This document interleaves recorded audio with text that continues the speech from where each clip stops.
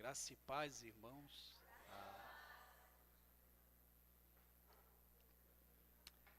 Eu queria convidar você a orar mais uma vez, como temos feito todos os domingos, pelo nosso mais um. E pergunto a você, você tem o seu mais um? Você tem orado por ele? Tem investido?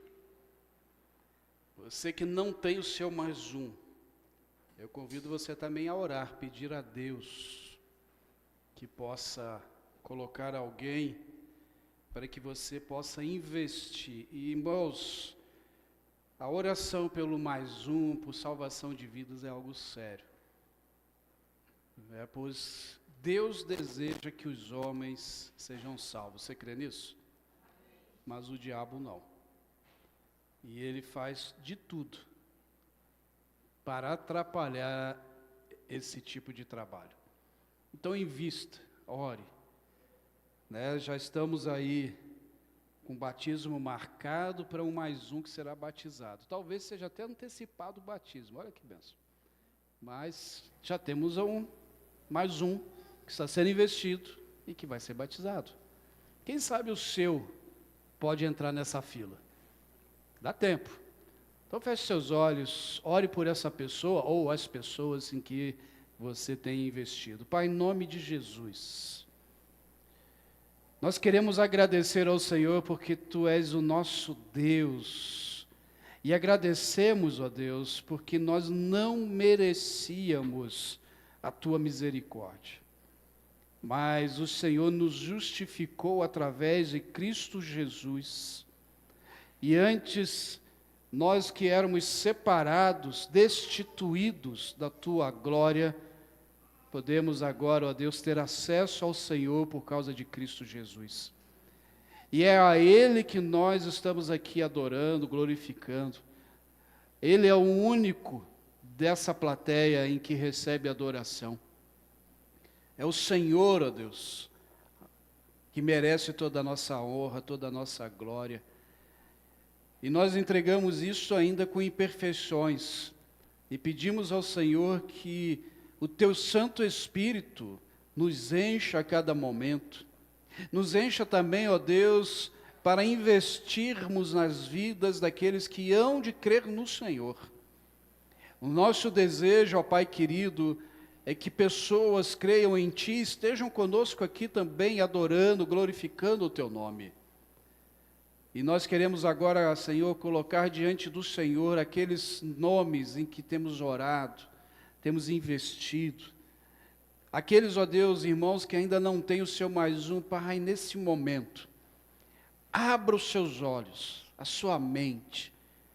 E agora, ó Deus, que o Senhor, através do Teu Espírito Santo, direcione um nome para essa irmã, para este irmão, que estará investindo na vida de alguém. E que possa, ó Deus, em breve, dar testemunho daquilo que o Senhor irá fazer através destes, para que outros venham a conhecer a Jesus. Também agora eu te peço, ó Deus, fale conosco através da Tua palavra. É assim que oro em nome de Jesus. Amém e amém. Quero convidar você a abrir e deixar lá aberto em João capítulo 6.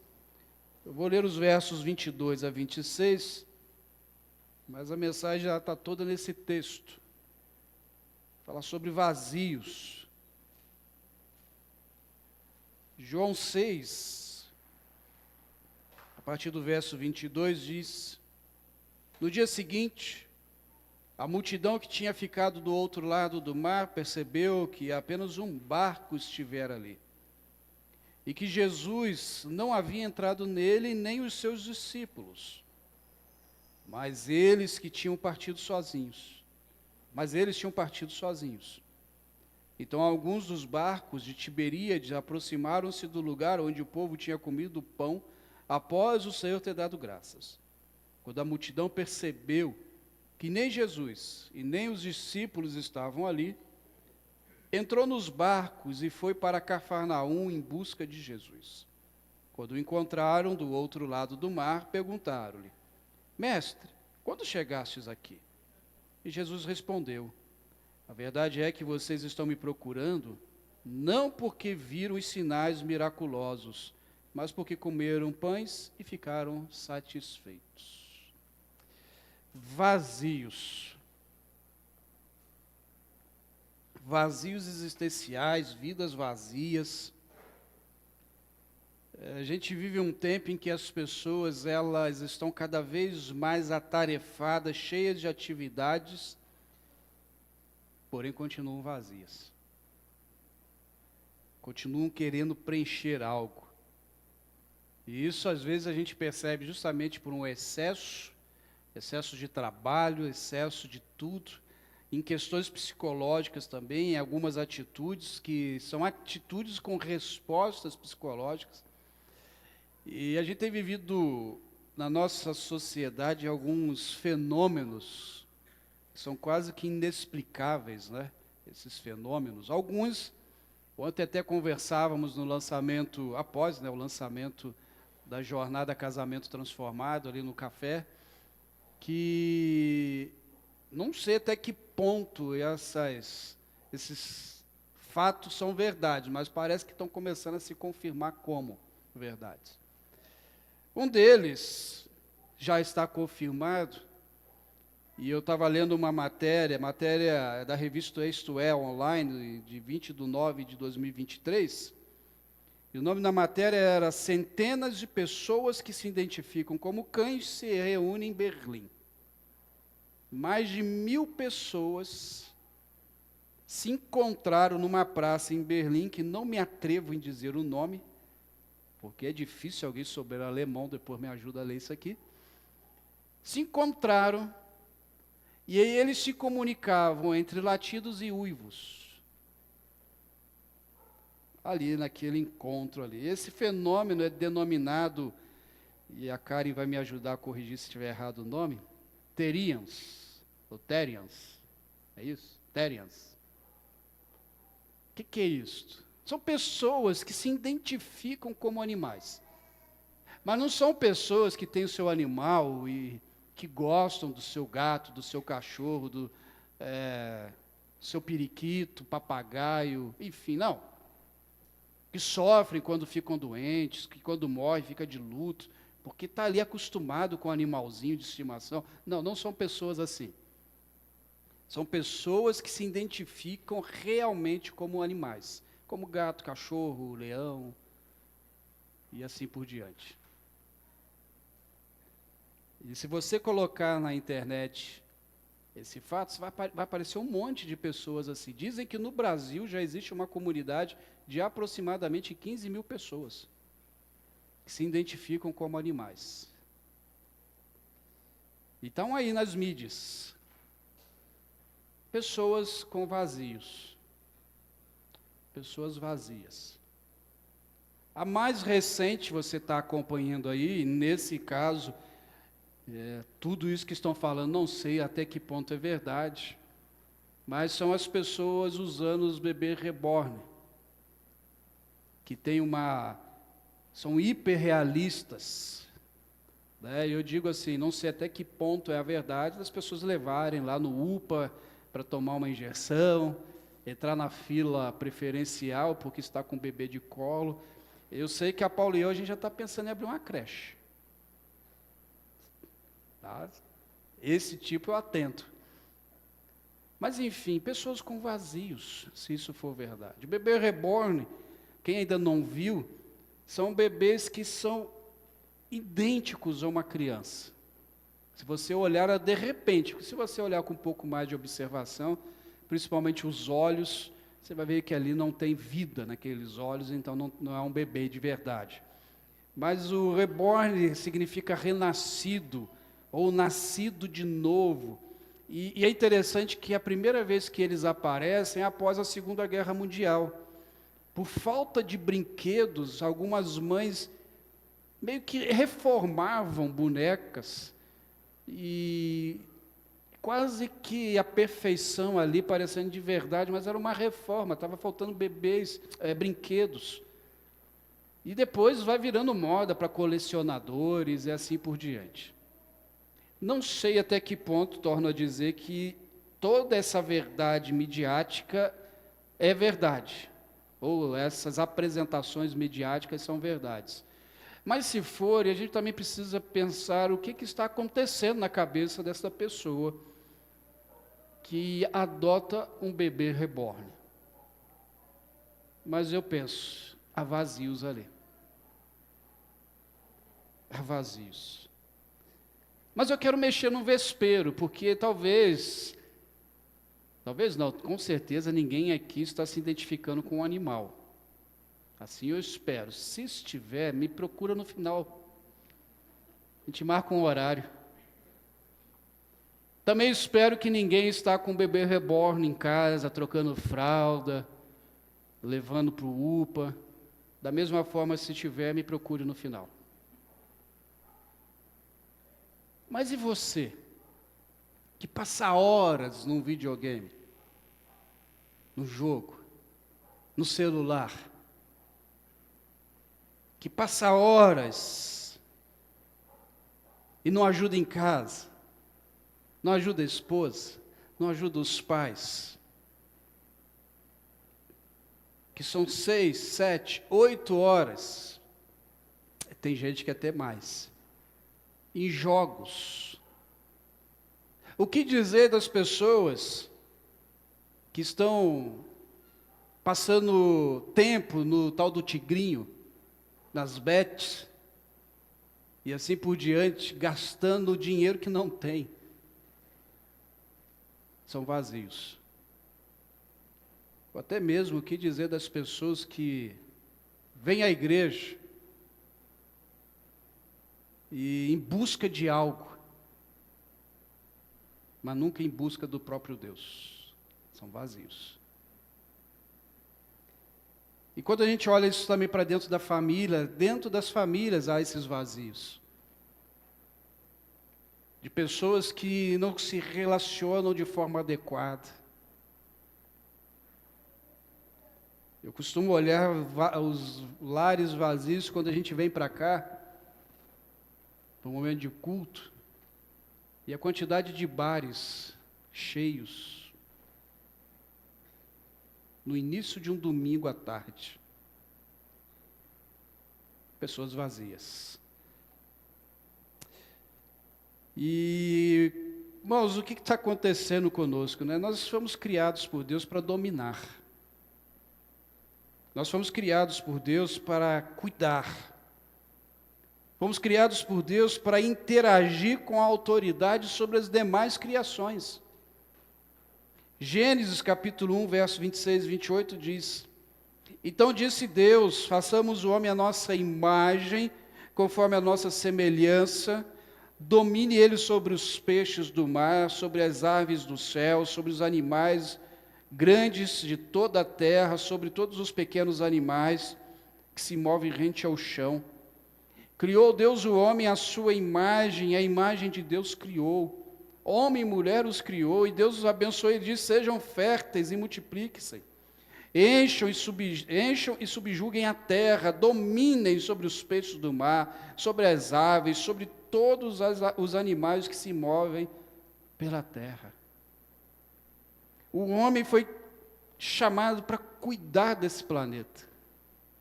Para cuidar de aonde ele está, temos responsabilidades dadas por Deus. E Deus, Ele descansou sim da sua obra criativa, mas Ele não descansou da obra do cuidado. E nessa obra do cuidado, Ele não somente descansou porque Ele cuida, e ai de nós se Deus não cuidasse de nós, não cuidasse desse planeta, e convidou você e a mim para cuidar, participar dessa obra. E aí me fico perguntando sobre essa humanidade que se identifica com animais, sobre essa humanidade que adota bebês de plástico, sobre essa humanidade que vive no virtual, esquecendo do real, vive no toque, mas menos no toque. O que está acontecendo conosco? Irmãos, é a grande verdade é que o ser humano, por causa do pecado, não perdeu a imagem de Deus. Nós não perdemos a imagem de Deus no pecado. Mas essa imagem ficou distorcida. Essa imagem ficou desfigurada, embaçada. O apóstolo Paulo, em Romanos 1,18, diz: portanto, a ira de Deus se revela do céu contra toda a impiedade e injustiça dos homens que suprimem a verdade pela injustiça.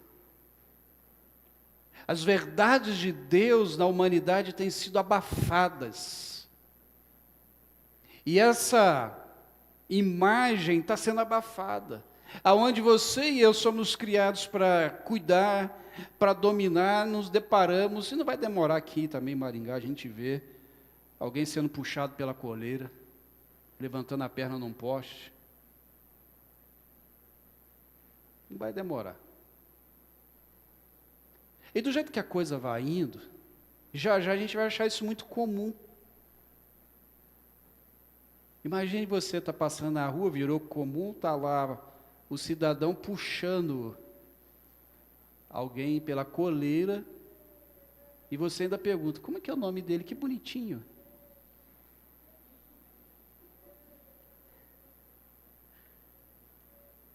Ele late muito em casa?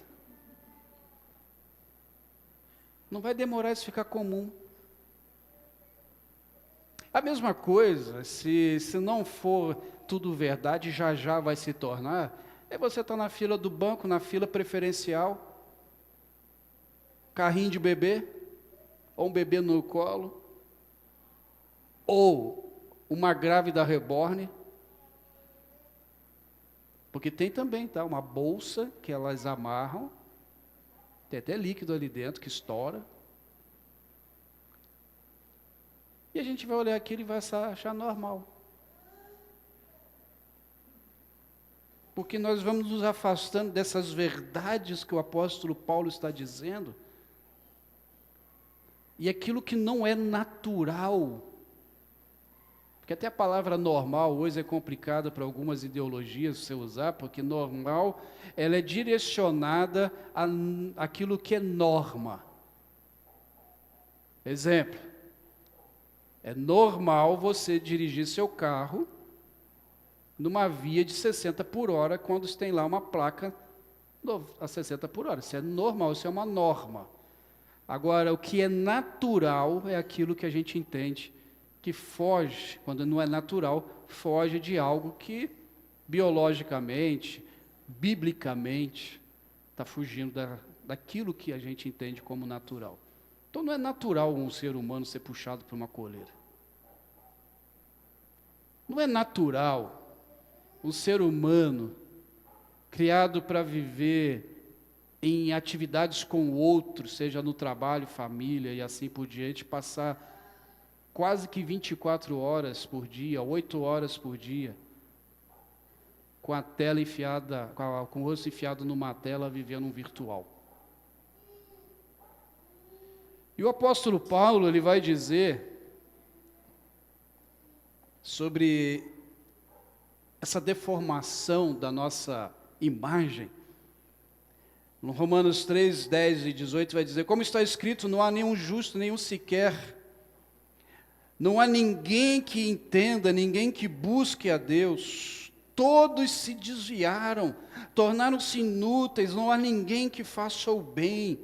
Não há quem sequer, não há nenhum sequer. Suas gargantas são como um túmulo aberto, suas línguas desenganam, veneno de serpente estão nos seus lábios. Suas bocas estão cheias de maldição e amargura, seus pés são ágeis para derramar sangue. Ruína e desgraça são os seus caminhos, e não conhece um caminho da paz. Aos seus olhos, é inútil temer a Deus. Pessoas que vivem um vazio de Deus, eles olham para Deus e dizem: olha, é inútil temer esse Deus. O apóstolo Paulo está falando de Adão. Adão resolveu viver sozinho, ele pecou. E uma vez eu ouvi algo bem interessante sobre o ser humano sem Deus é como um ventilador que decide viver sem estar ligado à energia. Imagine se o nosso ventilador estivesse ligado e ele fala assim, quer saber, eu não quero saber dessa energia que passa aqui. Ele giraria enquanto o motor tivesse força, porque logo, logo pararia. E assim somos nós sem Deus. Vivemos enquanto temos energia que a gente acha que tem sem Deus. E aí vem esses vazios. E João capítulo 6 que nós lemos, ele vem nos mostrando os porquês desses vazios. Poderíamos falar de muitos porquês. Mas existem vazios dentro de nós, que é justamente pela ausência do entendimento de quem é Deus da nossa vida. No capítulo 6, ele começa falando da multiplicação dos pães. Jesus está reunido com aquela multidão, nós conhecemos os textos, o fato. E Jesus ali multiplica os pães com um lanchinho de um rapaz. Sobram cestos, depois Jesus despede os seus discípulos, mandam que eles atravessassem um lago. Esses discípulos no meio do lago encontram uma tempestade, Jesus anda por sobre o mar. Aqui João não fala sobre Pedro vindo também sobre o mar, João ele não traz essa parte, mas ele se assusta com Jesus. Depois Jesus, reunido com o povo, traz uma fala muito dura, mas ele começa a sua fala dura falando sobre ele ser o pão da vida. E a ideia é que João está aqui narrando próximo à Páscoa, e Jesus falando do pão da vida, falando do pão da ceia, falando do pão que foi dado ao povo de Israel no Egito, a saída do Egito, né, quando estava no deserto. Ele vai dizer que ele é o pão da vida. E ali ele dá uma palavra bem dura, e alguns que o seguiam, alguns discípulos que não eram discípulos, mas faziam na verdade parte da multidão, encaram aquilo e dizem, isso aí é uma palavra dura, quem que pode suportar? E em João 6,66 vai dizer que daquela hora em diante, muitos dos seus discípulos voltaram para trás e deixaram de segui-lo. Mas eles não eram discípulos, só faziam parte da multidão. E aí, nesse momento, Jesus, como líder que não tinha nenhuma baixa autoestima, pelo contrário, ele sabia quem ele era, ele olha para os 12 discípulos e pergunta, e vocês? Querem também não? E o apóstolo Pedro, e tinha que ser Pedro, né? Ele dá uma resposta de quem não está vazio. Mas a resposta do apóstolo Pedro é a resposta de Efésios capítulo 3, verso 18. Enchei-vos do Espírito Santo. Pedro responde, Senhor, para quem iremos? Tu tens a palavra de vida eterna. Nós cremos e sabemos que és o Santo de Deus. Essa é a resposta de alguém que não está em vazio. Essa é a resposta de quem sabe ao Deus que serve. E quando eu vejo o capítulo 6 de João, eu começo a entender que os nossos vazios, eles são decorrentes justamente de uma fé volátil. E já eu explico o que é isso.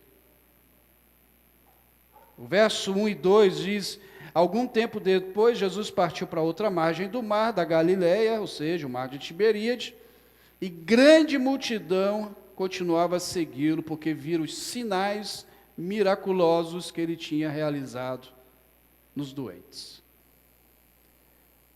Jesus, ele multiplica ali os pães, e todo esse texto, ele vai falar sobre isso, capítulo 6, sobre pão, e falando dele mesmo. E essa multidão o seguia, mas a multidão não seguia Jesus porque ele era o Filho de Deus. Mas aquela multidão o seguia justamente não por uma fé genuína, mas porque ele era um operador de milagres. Ele fazia milagres. Buscavam alguém que podiam ajudá-los nas suas necessidades imediatas, naquilo que eles estavam precisando no momento, mas não porque ele era o Filho de Deus, como Pedro declarou, mas porque ele fazia milagres. Mas lógico, Jesus na sua misericórdia, na sua grandeza, ele supre as necessidades. O texto diz que ele multiplicou o pão. E a gente percebe uma fé volátil desse pessoal. E o que é isso? Uma fé que muda, uma fé mudável, que não é firme, que não é sólida. Uma fé que vai oscilando, não tem uma crença real.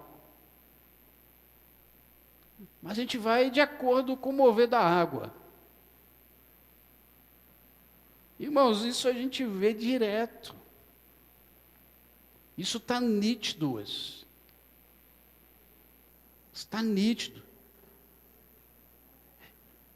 Falando de fé, de religião, a gente vê templos lotados de pessoas em busca dessa fé. E quando não são atendidas, saem. E aí eu pergunto para você, o que você veio fazer aqui hoje à noite? Já parou para pensar? Se você veio para adorar ao Deus eterno, junto com o seu irmão, amém. Porque nós nascemos para adorar a Deus, somos chamados para isso. Mas a gente vê isso dentro da própria família. Hoje nós estamos encerrando o mês da família, ou as mensagens para o mês da família. Mas nós vemos um tipo de fé volátil, já e não só falando de fé, mas de necessidades dentro do lar que a gente quer que seja suprido. Onde as pessoas dentro do próprio lar olham para o outro como uma oportunidade de suprimento de uma necessidade. Por exemplo, o homem que após ter a sua fome sexual saciada, já não trata a esposa como deveria tratar. Tratar bem. Os filhos que muitas vezes olham para os seus pais como um cartão de crédito, ou agora, mais atualizado, como uma chave Pix. E que depois que recebe já não tem mais o mesmo respeito, já não tem mais o mesmo carinho. E assim vai. Nós vamos vendo esse trocar de desejos a todo momento, a todos os instantes. Basta eu suprir a minha necessidade, está fechado. Nós vemos isso na fé, nós vemos isso em casa, nós vemos isso na sociedade. Porque hoje, lembra lá da primeira mensagem, quando eu falei sobre uma alma da sociedade líquida? Nós não temos mais algo sólido em nossas vidas. E quando a gente lê a palavra de Deus, em especial o Novo Testamento, a gente vai vendo o cumprimento da Bíblia, a gente vai vendo o cumprimento das Escrituras. E às vezes eu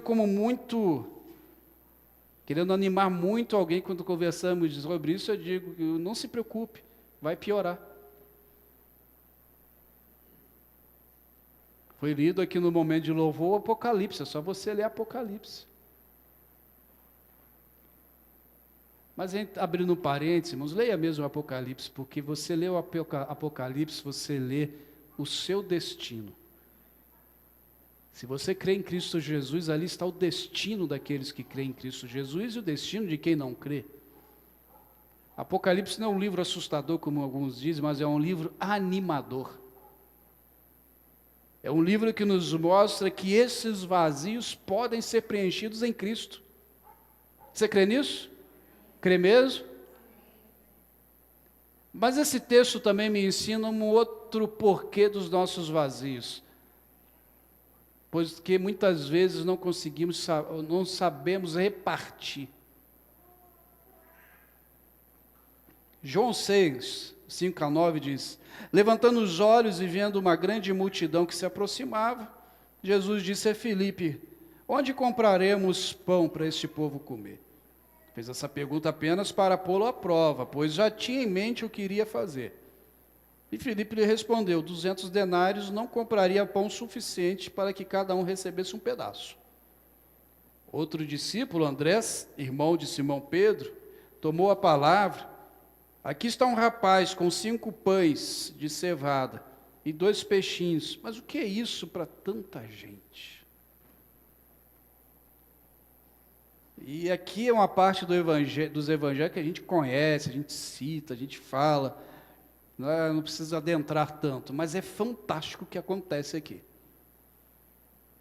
Você já parou para imaginar se aquele menininho, na hora que ouvisse isso, aquele rapaz, ixi, Jesus está procurando comida para esse povo, eu vou dar no pé, porque eu vou ficar sem o meu.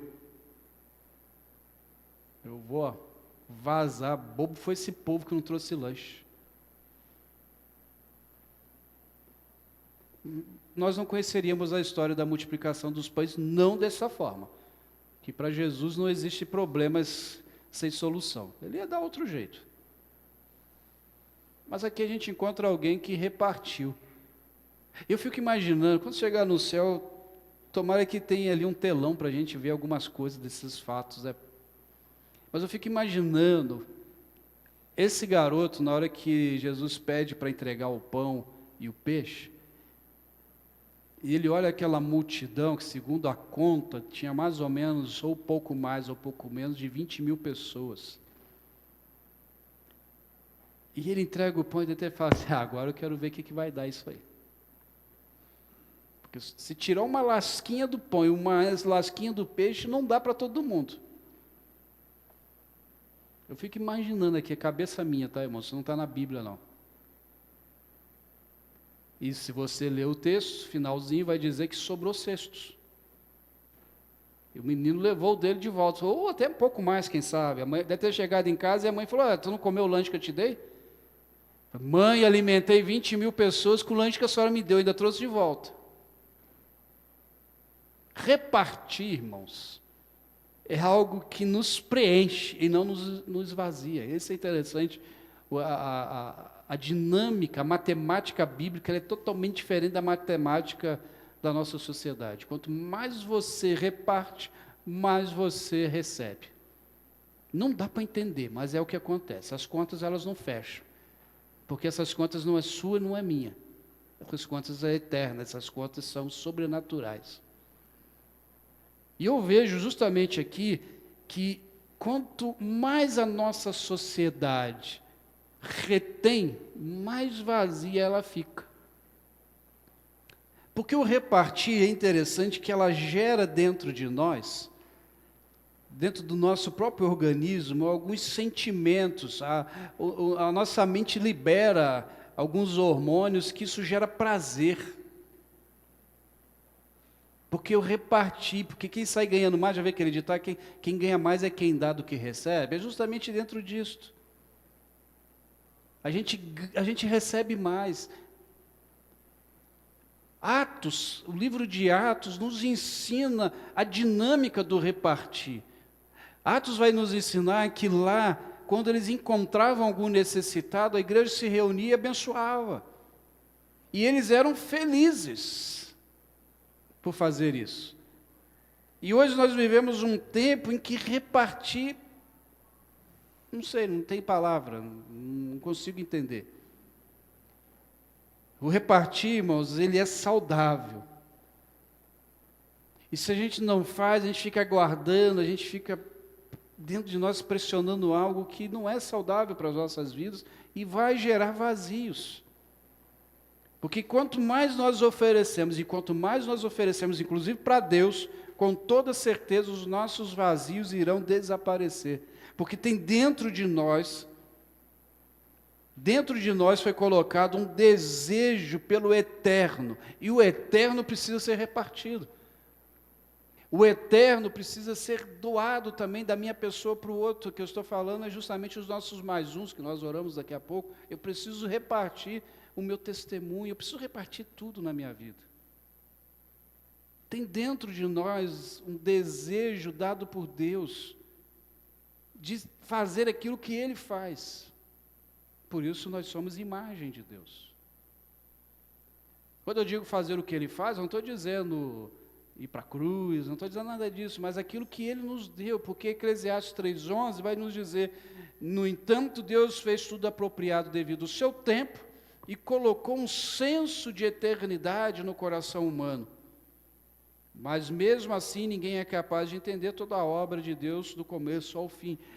Guarda esse pedacinho, um senso de eternidade. Por que que vivemos vazios? Vivemos vazios porque dentro de nós tem um senso de eternidade, tem algo que só Deus pode nos preencher. E quando nós não buscamos a Deus, esses espaços vazios a gente tenta preencher. E por fim, João 6 também vai me ensinar que muitas vezes esses vazios vêm nos mostrar a nossa vulnerabilidade, a nossa fragilidade. Porque quanto mais eu tento ir preenchendo, alguma coisa não está certo comigo. Versos 16 a 21 diz que ao anoitecer os discípulos desceram para o mar, entraram num barco, começaram a travessia para Cafarnaum, já estava escuro, e Jesus ainda não tinha ido até onde eles estavam. Soprava um vento forte, as águas estavam agitadas. Depois de terem remado cerca de 5 ou 6 quilômetros, viram Jesus aproximando-se do barco, andando sobre o mar, e ficaram aterrorizados. Mas ele lhes disse: sou eu, não tenho medo. Então, se animaram e receberam no barco, e logo chegaram à praia para o qual se dirigiam. Esse mar, só para você ter uma ideia, ainda que alguns textos chamam de lago, ele tinha 21 quilômetros de comprimento, 14 quilômetros de largura, e ficava 180 metros abaixo do nível do mar. Então, volta e meia soprava uma brisa muito fria ali, um vento frio, que chocava-se com o ar quente. Pronto. A tempestade já estava para começar. E começava do nada. Você já ouviu isso? Mas aquilo que era para ser comum para aqueles pescadores, aqueles homens do mar, aqueles homens do barco, entrar num barco, navegar até o outro lado, tranquilo. Quase que se transforma numa tragédia. A cara da morte se apresentou para eles, e eles acharam que ia morrer. E para ajudar à noite, eles devem ter visto Jesus usava, a gente já viu nos filmes, né? Mas era coisa daquele tempo, aqueles panos longos. E eu fico imaginando o vento batendo naqueles panos, e olharam assim e falavam: um fantasma lá. Se assustaram. Jesus disse que é ele. Em alguns evangelhos, Pedro disse que se for o Senhor, deixe-me ir até o Senhor. Aqui João não traz isso. Mas Jesus entra no barco e ele se acalma. E aqui, irmãos, a gente precisa entender sobre os nossos vazios, como que a gente vence eles. Primeiro, a gente precisa entender se estamos entrando num vazio. Nós precisamos entender o que está acontecendo conosco. Eu me lembro que, mais ou menos uns 2 meses antes da minha cirurgia, eu consegui estourar o meu orçamento em 70%. Ainda bem que a gente tinha um dinheiro guardado. Mas quando eu fui pagar as contas, eu falei com a Paula, eu falei: Paula, estourei, mas eu estourei lindamente o orçamento. Mais ou menos uns 70%. Ela até comentou comigo: eu percebi que você estava gastando demais. A gente saindo quase todo dia para comer fora. Você não é assim? Não é que eu sou assim não, tá, irmãos? Eu sou mais ou menos assim. Não assim. E aí, quando acabei de pagar as contas, eu fui refletir o porquê disso, porque a gente é seguro em casa, a gente é controlado. E aí eu entendi. Veio a voz do Espírito Santo, um pouquinho da voz do psicólogo também, mas mais a voz do Espírito Santo, mostrando o meu medo, as minhas preocupações. ou como se o amanhã não fosse mais existir. E quase que não existiu, né? Mas como se o amanhã não fosse mais existir. Me controlei, porque agora tinha que repor 70% do que foi gasto. Mas às vezes, irmãos, tudo aquilo que parece estar comum, normal, tranquilo para a gente, se desfigura. E dentro de casa, na nossa família, isso é comum. Você começa a segunda-feira numa paz em casa. Na terça-feira já está um caos. Na quarta-feira despencou tudo. E a gente não entende. Por causa das nossas vulnerabilidades. E dependendo da pessoa, sim, a gente entra em vazios. A gente entra em sofrimento, depressões, ansiedades e assim por diante. Se a gente se deixar entregar. Mas aí Jesus nos dá uma lição de como vencer esses vazios. O texto diz que Jesus foi até os discípulos. Jesus vem até a nós. Jesus sempre vai até aqueles a que Ele ama. Melhor, Ele está com você. Você crê nisso? Amém? E eu achei interessante um comentarista falando de Jesus andando sobre as águas, e ele disse assim, Jesus ele anda sobre aquilo que nos causa problema. O que nos causa problema está debaixo dos seus pés, está debaixo do seu senhorio.